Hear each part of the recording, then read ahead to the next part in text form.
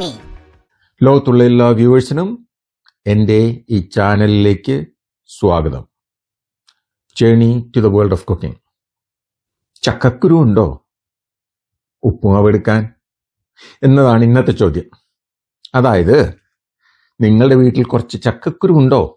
ഉണ്ടെങ്കിൽ നമുക്ക് നല്ല ഒരു ഉപ്പുമാവ് ഉണ്ടാക്കാം. അപ്പം നിങ്ങളുടെ മനസ്സിൽ പോകുന്നത് എന്താണ്? വേറെ പല ഉപ്പുമാവും കേട്ടിട്ടുണ്ട്, കണ്ടിട്ടുണ്ട്, കഴിച്ചിട്ടുണ്ട്.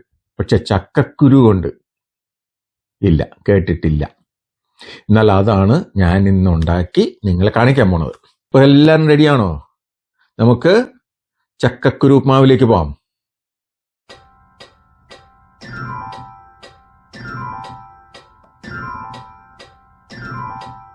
നമ്മൾ ചക്കക്കുരു ഉപ്പുമാവിന് ചക്കക്കുരു എങ്ങനെ പ്രിപ്പയർ ചെയ്യാം എന്ന് നോക്കാം. ചക്കക്കുരു എടുത്ത് അതിന്റെ തൊലി കളയുക. തൊലി മാത്രമേ കളയാവുള്ളൂ. അതായത് ഷർട്ട് ഊരി കളയണം. അണ്ടർ ഷർട്ട് അവിടെ ഇരുന്നോട്ടെ. അതായത് അതിന്റെ ചവല അവിടെ ഇരുന്നോട്ടെ. ഇത് എന്നിട്ട് വേണ്ടത്ര വെള്ളത്തിൽ കുറച്ച് ഉപ്പ് ഇട്ട് നല്ലോണം വേവിച്ചെടുക്കണം.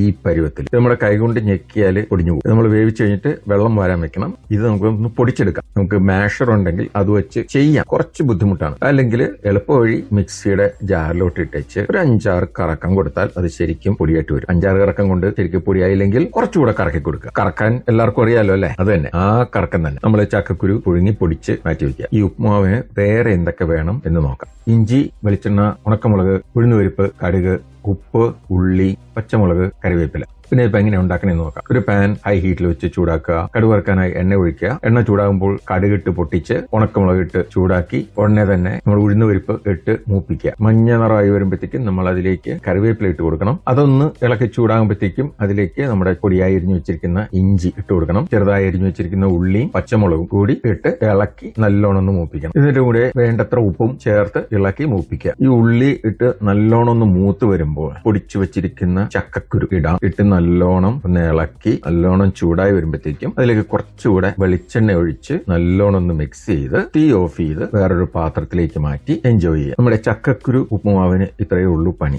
നമ്മുടെ വളരെ എളുപ്പമുള്ള ചക്കക്കുരു ഉപ്പുമാവ്. നിങ്ങൾ ഈ റെസിപ്പി ഒന്ന് ഉണ്ടാക്കി ടേസ്റ്റ് ചെയ്ത് നോക്ക്. എന്നിട്ട് എല്ലാ പ്രാവശ്യവും ചെയ്യുന്ന പോലെ ലൈക്ക്, ഷെയർ, പിന്നെ സബ്സ്ക്രൈബ്. അപ്പോൾ ശരി, അടുത്ത വീഡിയോ വരുന്നവരെ ഹാപ്പി കുക്കിംഗ്.